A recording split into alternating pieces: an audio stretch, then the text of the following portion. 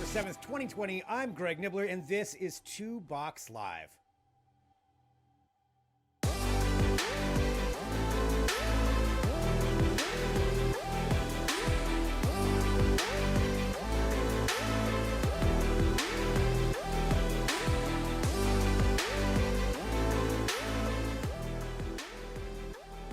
I love that intro every time I see it. Hello, everyone. Yes, I'm Greg Nibbler. This is Two Box Live. Thank you for finding us. We appreciate it greatly. One thing you could do right now, just before we start the show, hit subscribe. Two Box Media, whatever platform you're watching on, wherever you're finding us, whether it's the website or wherever else, TWO Box Media, hit subscribe on there, and that way you get the notifications when we're live. And we've got kind of a double thing going on today. So we've got our regular show here where we're going to be talking about news, so I'm filling you up to date on all of that. We've got Parker Hall from Wired, who's going to be joining us to talk about some audiophile gifts. I'm really excited to have Parker here on the show, but coming up in just a little bit as well on this channel, we'll be restreaming the whole docking that is going to be happening with the Cargo Dragon capsule with the International Space Station. So let's get into it right now, talking about some news. So this is the thing that's going on with SpaceX. It seems like every day they've got another launch, and that happened over the weekend. It was originally going to be happening on Saturday, got delayed today, but nonetheless, it did go up yesterday. And so here's what it is. This is the Cargo Dragon. So this is the first time they've taken one of these Crew Dragon capsules, the same ones that are taking astronauts to the International Space Station. They kind of reworked it a little bit, got rid of the windows, got rid of the seats, and got rid of the escape hatch. I guess they don't need that part for it. But they sent this cargo up, and it was successfully deployed into space, into orbit, and where it is now going to be meeting up with the International Space Station a little bit later today, actually about a half hour from now. So on this channel, you will be able to watch this as it happens in real time, and we're really excited to bring you that. Something of note here for this, it's bringing up a whole lot of different experiments, about 250 different science experiments that are going to be going up there. That footage was really cool too, because it was actually shot from a helicopter as usual. SpaceX has some amazing footage, but this is a big moment because it's the first time, like I said, this is happening. They're going to also be bringing a new dock that's going to go in, that's going to allow for different kinds of things as far as some different deploying some satellites, using robotics, all kinds of stuff it's going to be doing on there. That's also going to bring to the International Space Station this morning. Now from there, it's going to stay there for about a month. They're going to unload everything. They're going to load it up with stuff that they either science experiments they want to send back or stuff they just want to get rid of. It's about 5,200 pounds of stuff they're going to load back onto that. And then in about a month from now, it's going to come back down to Earth. So this though, right now, this launch, this docking is going to be happening here shortly. So if you're watching live, you'll get to join us for it. If you're watching it afterwards, well, just follow Two Box Media and we'll have it up there as well. So that's very cool. Also, another potential launch coming up tomorrow. We'll have to see if that goes through with the SN8, a test launch.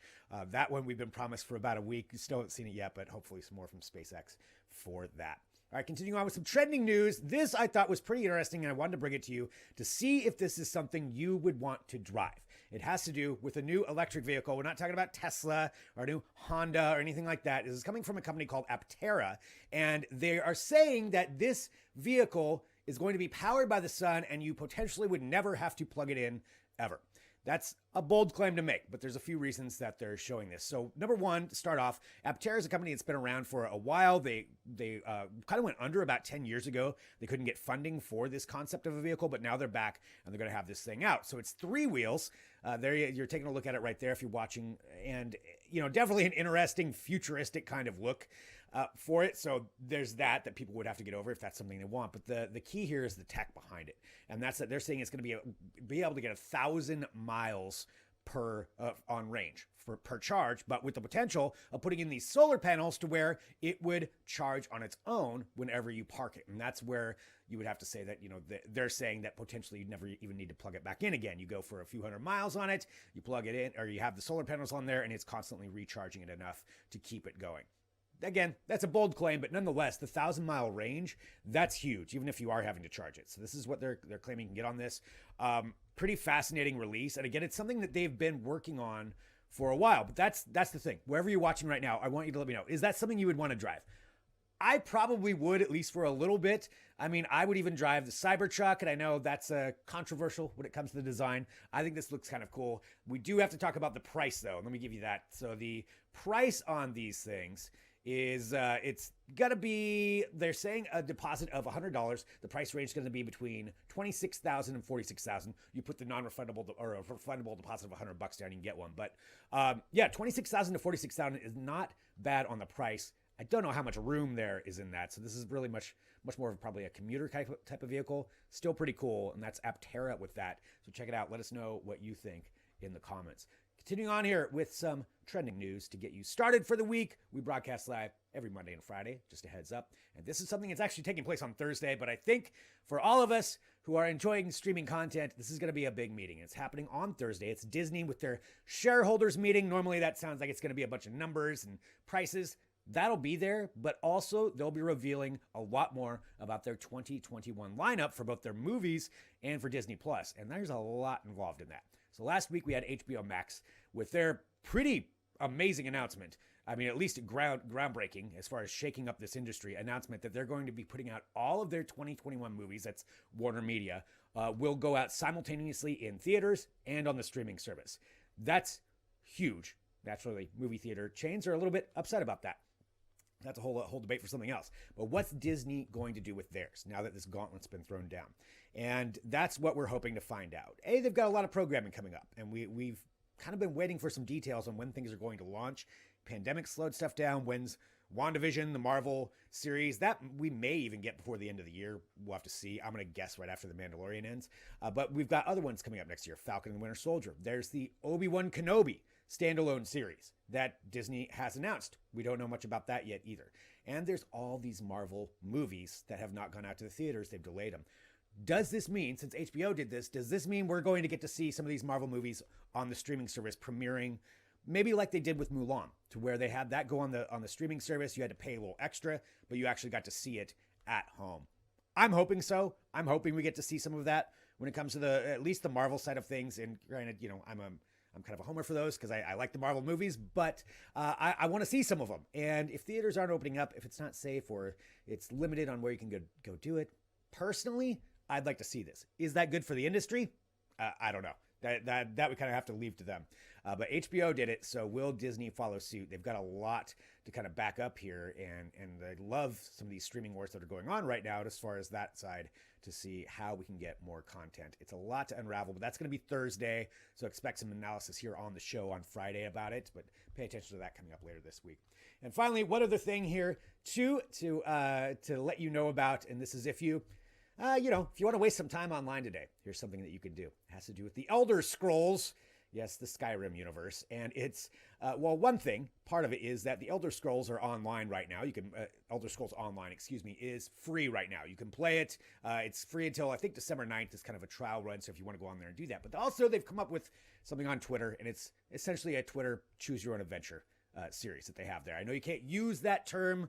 The company that owns Choose Your Own Adventure, that's their term, but nonetheless, that's kind of what it is. And so it's a Twitter game where you just follow along. If you go to their Twitter account right now for Bethesda and Bethesda ANZ _ANZ, and if you go there and follow along, you can make choices. It's got a whole thing that kind of unravels based around the world of Elder Scrolls Online. It's super nerdy, and it's actually kind of fun.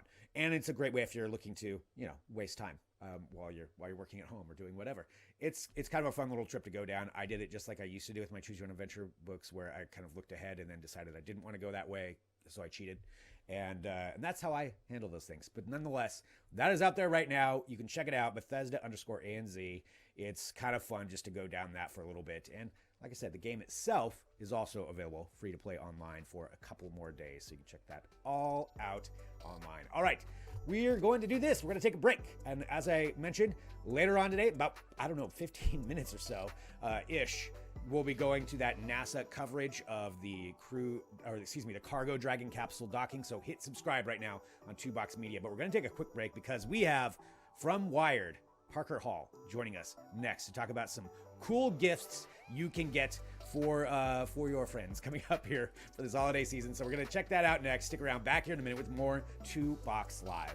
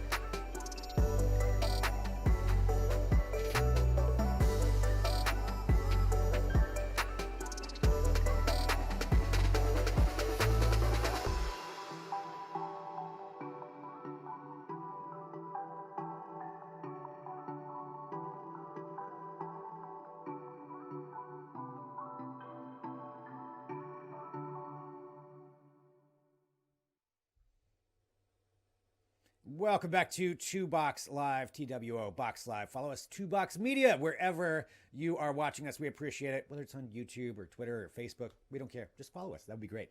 But we like to keep you up to date with all kinds of things. And I'm Greg Nibbler, and I'm very excited to have our next guest on here. It is Parker Hall from Wired to talk about some gifts for audiophiles, for the audiophiles in your life. Parker, it is so good to see you. Yeah, it's really great to see you again, Greg. It feels so right to be on video with you. I know, right? We spent so many years doing this. It's like we're getting the band back together right now. Well, I know, Parker, seriously. talking about this, and you're at Wired right now, and I want to talk about everybody how they can follow you with everything you're doing. But in particular, this article that you put up, which I found really fascinating. The title of it being 19 Delightful Gifts for Music Lovers and Audiophiles. And it's you being an expert in all of this category, I think it's very pertinent to find out from you what it is you think somebody would like. Because for a lot of people, I think that's a hard thing to figure out. And you've got a few of them here. We're not going to go through all 19, but we've got a few that we wanted to go through. Which one do you want to start off with? Why don't we start off with something cheap, which is a headphone stand. To be honest, like I think so often when you have an audio nerd in your life, you're thinking, oh man, I don't have the money to buy them, anything that they'll actually care about, uh, because that stuff gets a little spendy. But a headphone stand is actually a great thing to buy most audio nerds. You can get them for less than 20 bucks on Amazon. They look pretty cool. They get a little clutter off their desk. And to be honest, I think every audio nerd has a couple pairs of headphones that they want to hang up, but don't have a stand. It's funny looking and looking at this list when I was reading it myself. That was one thing I didn't even think about that I needed was a headphone stand. So that's a part when I'm like, why do I not have one of these? I screw things into the wall and hang them on that. Like a headphone stand's perfect. So headphone stand, a good start there. Going from there, what's the next one? I would say like a great affordable, well, semi-affordable pair of audiophile headphones, like the Sennheiser HD6XX. They're a collaboration between Massdrop and Sennheiser. And basically, Massdrop somehow has put together a massive order, basically, of these really awesome Sennheiser headphones and driven down the price to about half of what it originally was. So these are $200 headphones that sound like they're about $400, and they're really just amazing, amazing headphones. I was gonna say because that price, I mean, as we were talking about, these things can get spendy, but I mean, you pay for quality, but that's pretty awesome if it's about half the price and a brand like Sennheiser. So another great one right there. So headphone stands, Sennheiser. Let's just keep on rolling through them. Yeah. So another great one that people don't often think about is acoustic panels. So most rooms, you can hear this room I'm in right now has no acoustic treatment, so it's a little bit boomy. My voice is bouncing around a little bit. But if you're in a listening space, you really don't want that. So you can buy acoustic panels online for pretty cheap. They're about 2 to 4 inches thick. They're sort of like pillows you hang on your walls. You can get them in all different colors and designs, and they'll really improve the sound of any space. So if you have someone in your life who has a little bedroom that they've been listening in and there's nothing doing anything to make the room sound better, I highly recommend getting them some acoustic panels. And that's something too, especially with everybody, if you weren't already doing it, kind of transitioning to this work from home model. Now, a lot of people have set up a room as a studio, all of this. So that's something that now I feel like more people would be willing to invest in because we're going to be at home so much more. And audio panels are one of those ones. Another one that's a lot of people wouldn't think about, but you're absolutely right. Like deadening that sound is so huge. Like, so another great one for audiophiles in your life. So going through these, we got those three, and then let's talk about a few more of these.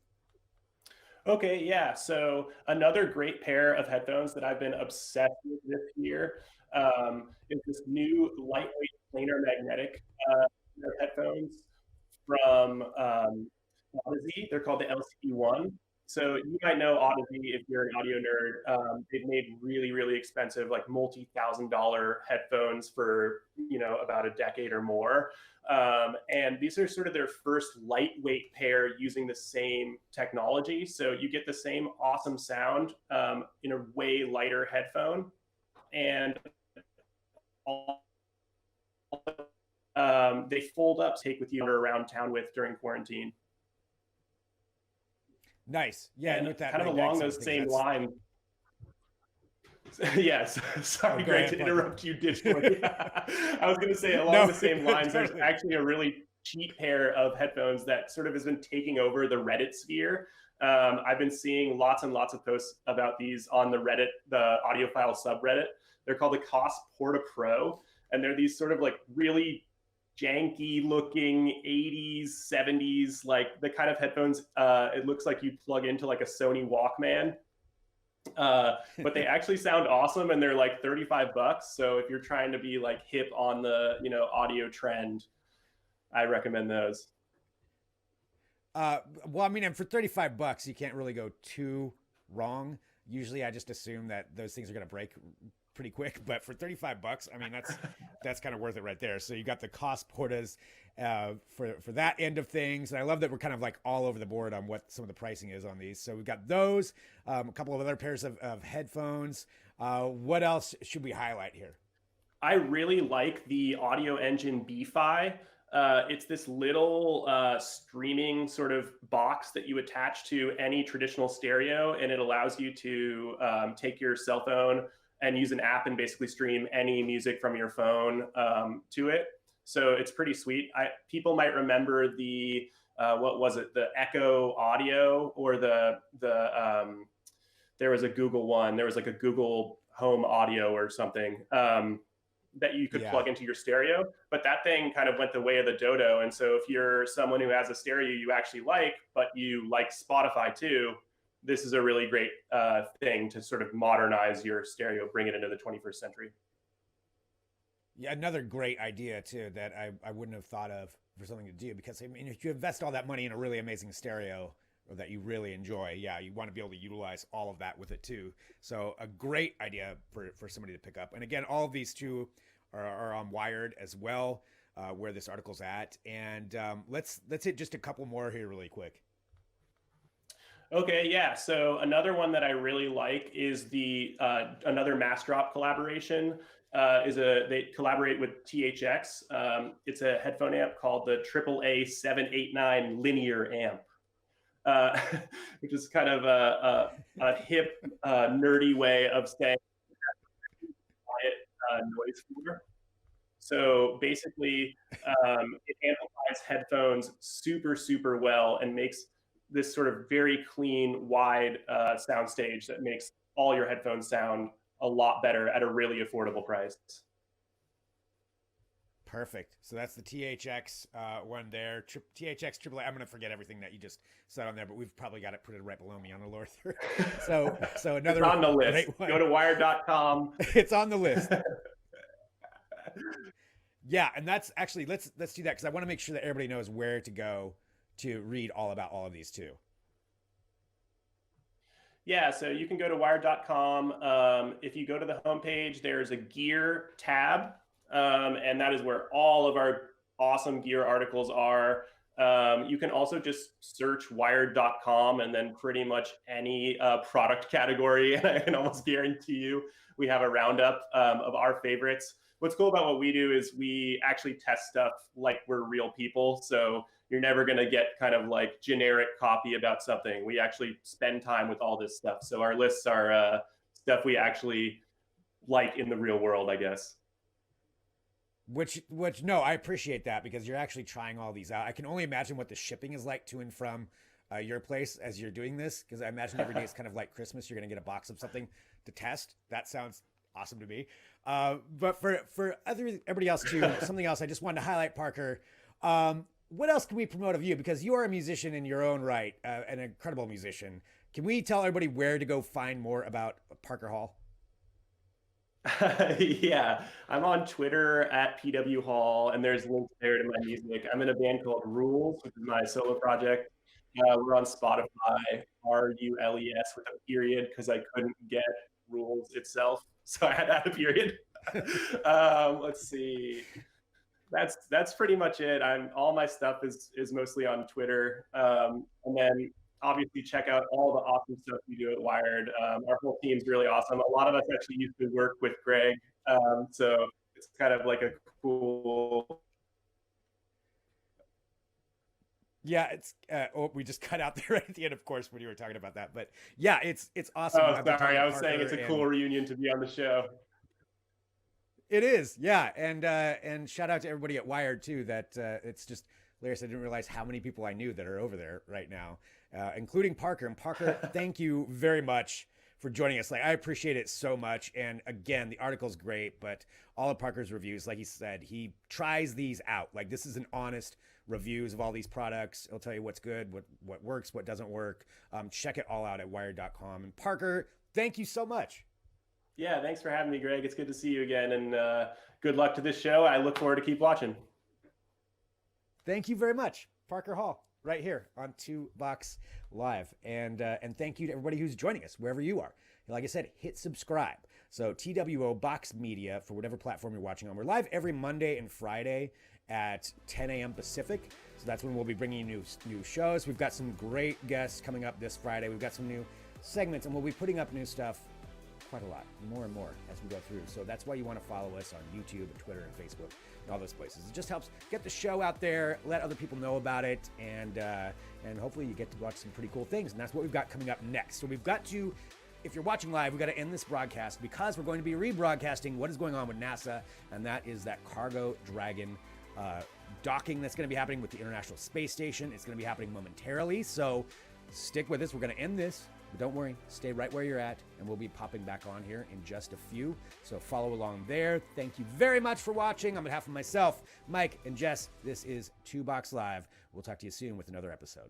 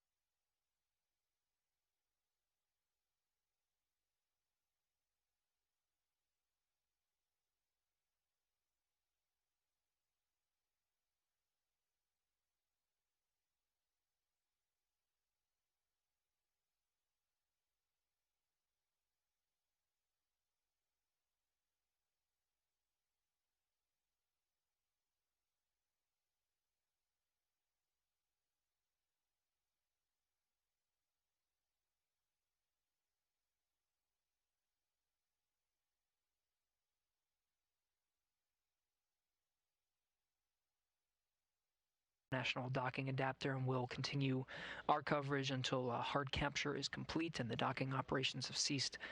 We're expected at that time to end our coverage, though the expectation is that the vestibule will be pressurized between the Cargo Dragon and the International Space Station to allow for the hatches to be opened later today at getting access to some of the cargo inside. They'll perform a lot of the Dragon cargo maneuvering or cargo moving operations tomorrow. Much of that will be tomorrow, but they're expected to get to a lot of the cargo inside today. We're now 6 minutes away from the expected departure time from Waypoint 2. Dragon is still holding at 20 meters away from the International Space Station. Again, this is part of those ratty comms that you've heard from Capcom. Mike Jensen called up to the crew. We're waiting to get past this period of ratty communications with the Cargo Dragon, which should stabilize, expected at 12:34 p.m. Central Time. And at that point, we're expected to depart Waypoint 2 at 20 meters and resume approach.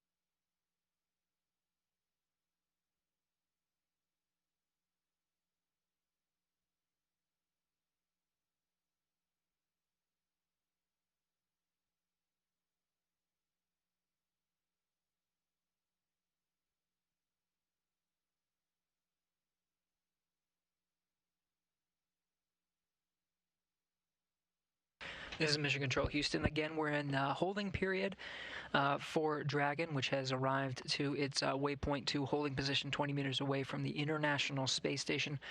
We're just holding here for a little bit longer than expected to get past this period of rowdy communications. As you can see, some of those video feeds from station going in and out through this period, but it's expected to stabilize here in just inside of 3 minutes, 12:34 p.m. Central Time. We should see Dragon resume its approach to the International Space Station.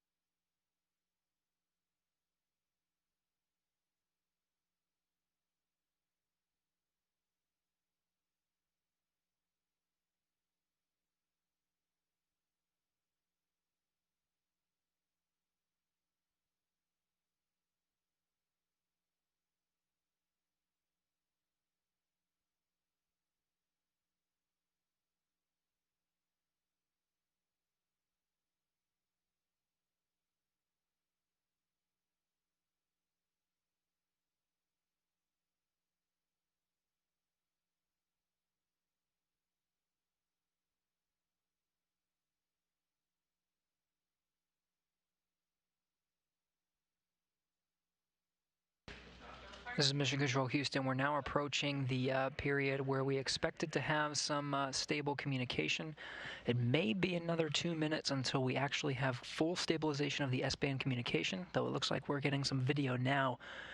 So as we approach 12:34, we'll stand by for that official confirmation that Cargo Dragon has departed waypoint 2. And ready, we see good attitude.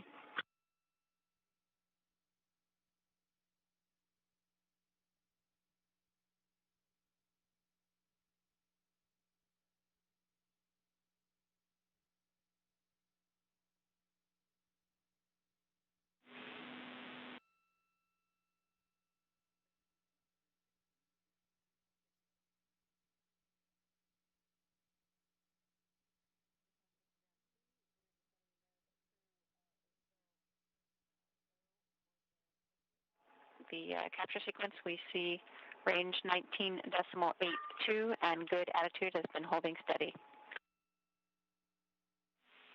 Copy all, and we're coming out of the blockage. We'll be resuming hopefully momentarily.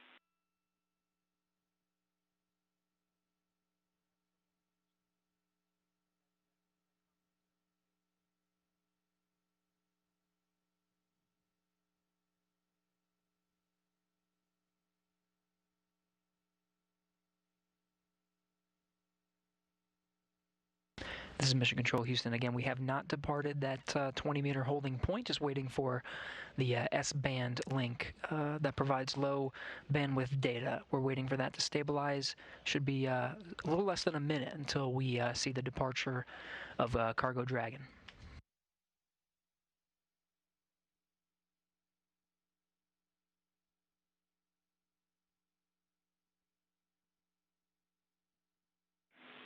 Station Houston, space to ground 2. Dragon is resuming approach and is go for docking.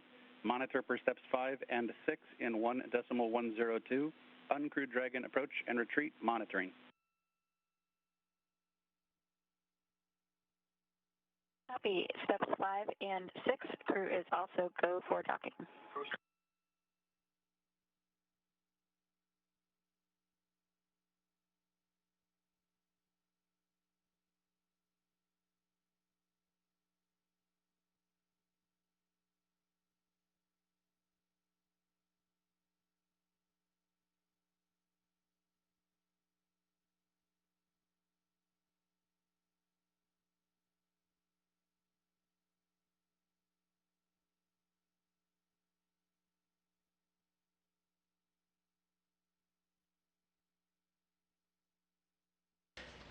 We just got confirmation Dragon has resumed approach. We see range decreasing 19.401 and decreasing. Attitude is good, holding steady. We see abort type positive grade C. Vehicle mode command lights are as expected, and corridors as expected. Houston copies all.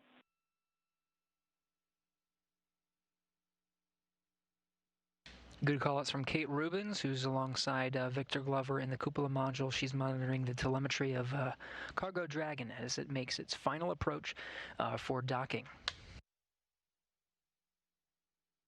Again, approach has resumed from 20 meters. We're now inside 17 meters.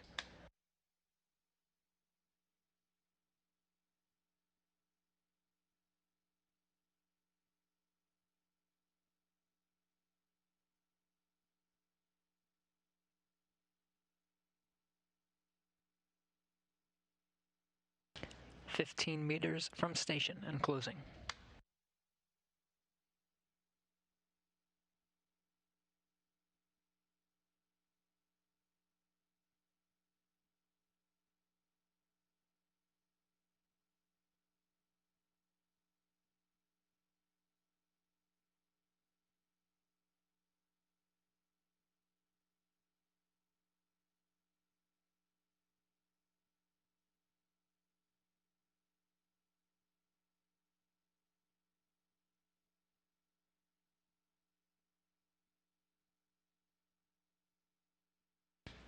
Some of the International Space Station structure now coming into view as we pass 12 meters from station.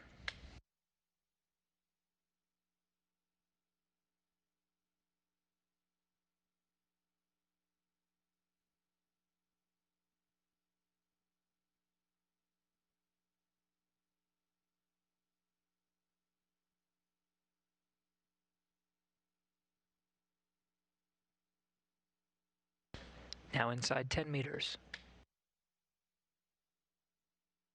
Approach is looking good and aligned.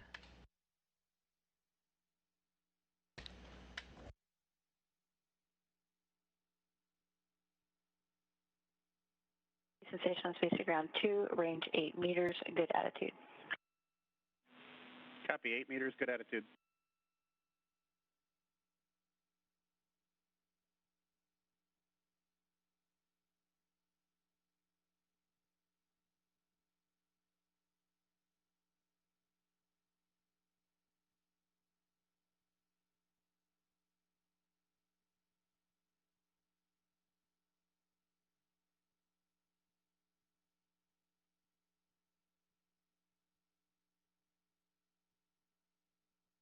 Dragon is now inside 5 meters.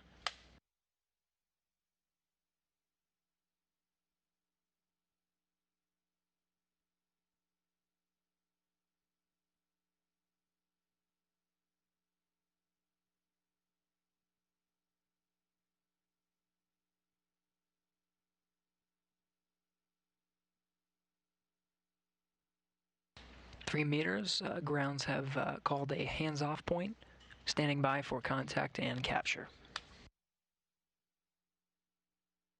Station space to ground 2, 2 meters, chop. Copy, chop. Crew hands-off point.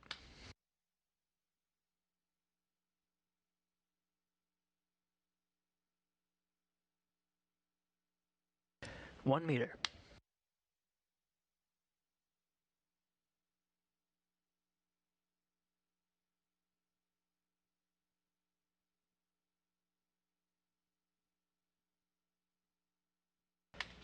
And we have confirmed contact and capture, 12:40 p.m. Central Time. Station Houston, Dragon contact and soft capture complete.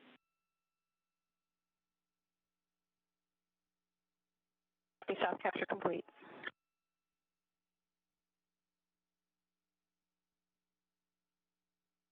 Again, confirmed contact and soft capture. Dragon and the International Space Station were 268 statute miles over the southern Indian Ocean, 12:40 p.m. Central Time.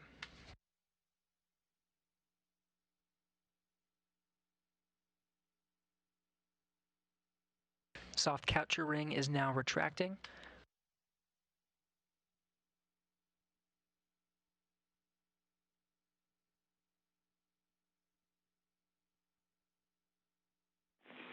Station Houston, ring retraction is in progress.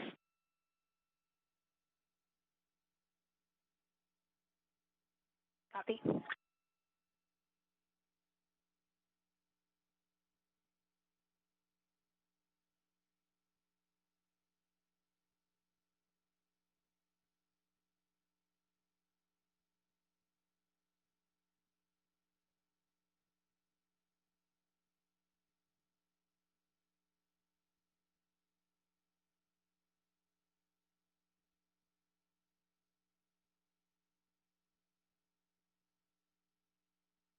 Again, we have a confirmed contact and soft capture at 12:40 p.m. Central Time.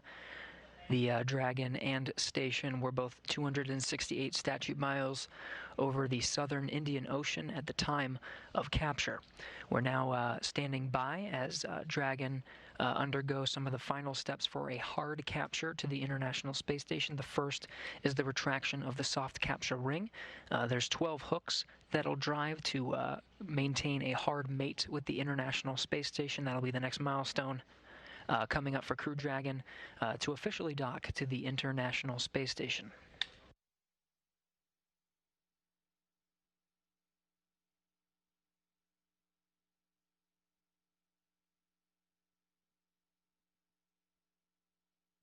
As the docking sequence continues to go underway, we're now entering into an orbital sunrise. You can see sort of the glint of the sun shining from behind the cargo Dragon, now at its new home on the zenith or space-facing side of the station's Harmony module. That happening again over the southern Indian Ocean, the Terminator line just south of Australia.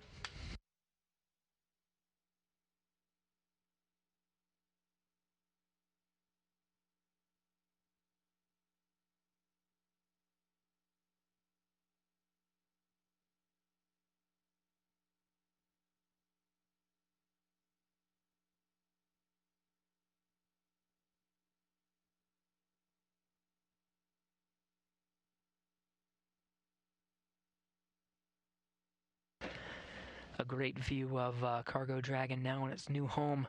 This is pointing straight up at the zenith or space-facing side. The Dragon is still undergoing some of the final steps of the docking sequence. Right now undergoing the retraction of the soft capture ring. Sensation on space ground 2, we see undock complete. Sensor 1, Sensor 2, stopwatch has started.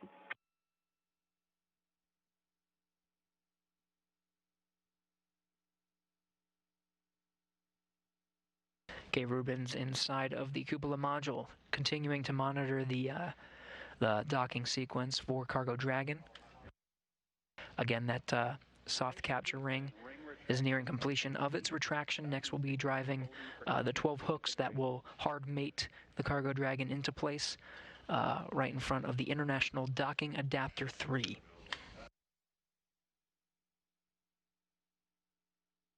Houston Station, repeat. And Kate, ring retraction is complete. We are holding the docking sequence here to finish the MCS reconfiguration. Copy, we've got our timer started.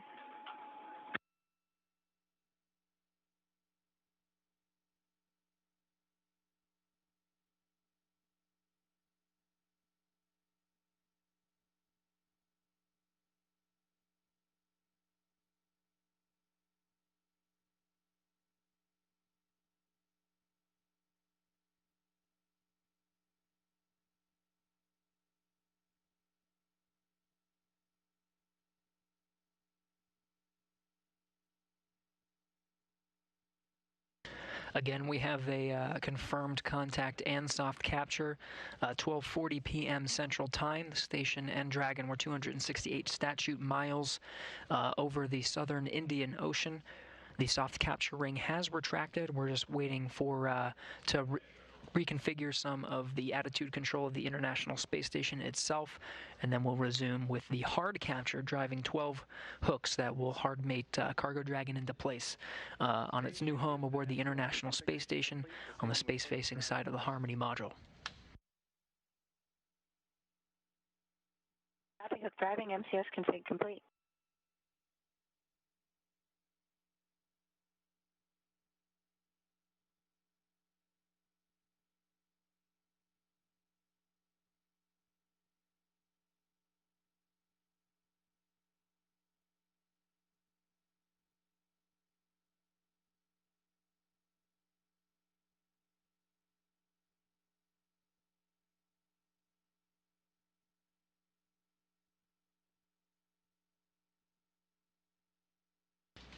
And we had confirmation that the International Space Station itself has been reconfigured.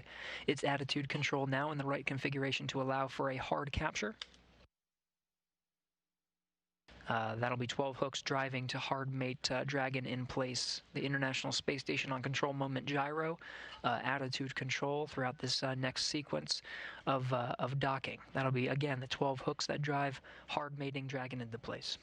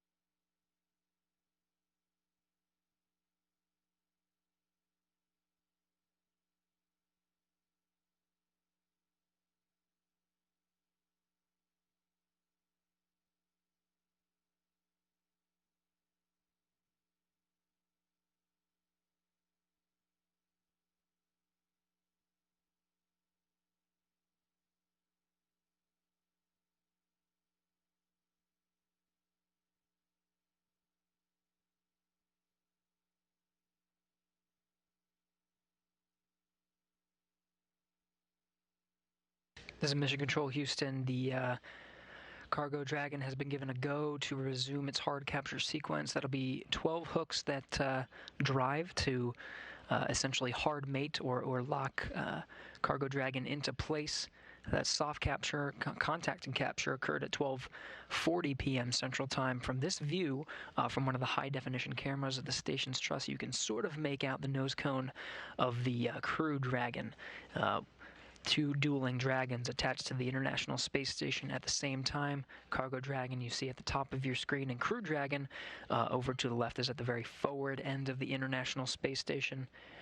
Right now, each of those vehicles now together passing 272 statute miles just south of Australia over the Terminator line into an orbital daytime over the South Pacific Ocean.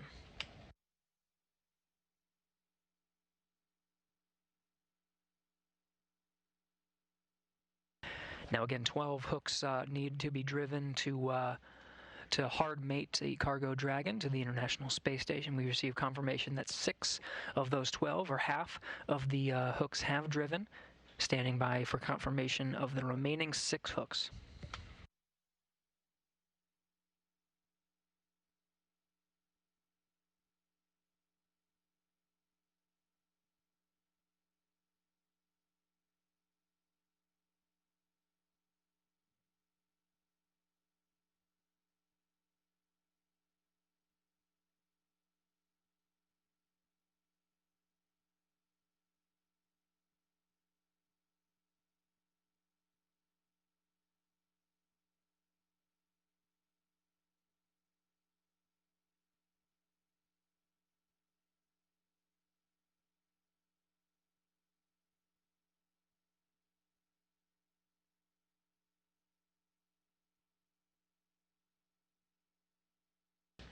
Losing some of the video from the International Space Station, but we're still receiving good telemetry from the Cargo Dragon. Those 6 remaining hooks still driving to enable a hard capture of the Cargo Dragon to the International Space Station today.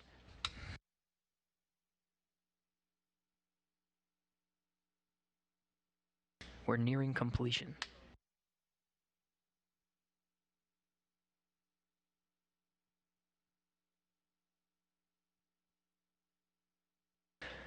And we have confirmation of hard capture complete. Station Houston on 2. Hard capture complete.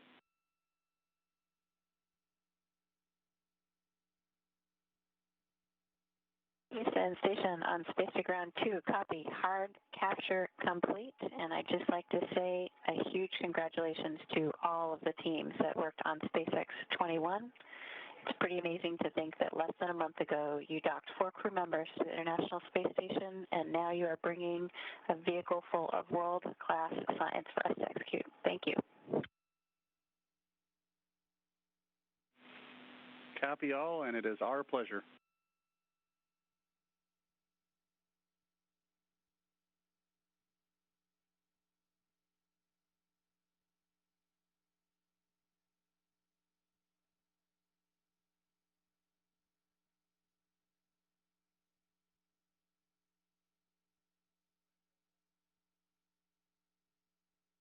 This is Mission Control Houston. You heard those words from Kate Rubins aboard the International Space Station, welcoming 6,400 pounds, more than 6,400 pounds of cargo arriving to the International Space Station. You heard that hard capture sequence is complete. The Cargo Dragon is officially mated to the International Space Station. Hatches are expected to be opened later today for that first access to some of the incredible science that is on board. A recap of the mission that you have seen today. We did have a confirmed contact and capture. That time was 12:40 p.m. Central Time. At the time of docking, the Cargo Dragon and the International Space Station were flying 268 statute miles over the Indian Ocean.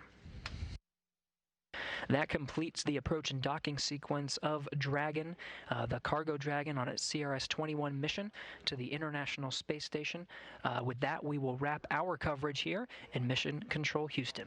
Thank you for joining us for the duration of the flight of CRS-21, beginning yesterday, December 6th, launching from Pad 39A over at Cape Canaveral, or the Kennedy Space Center over in Florida, launching at 10:17 a.m. Central Time, and docking to the International Space Station a little more than 24 hours later, 26 hours later, at 12:40 p.m. Central Time. That will wrap up our coverage today. This is Mission Control Houston.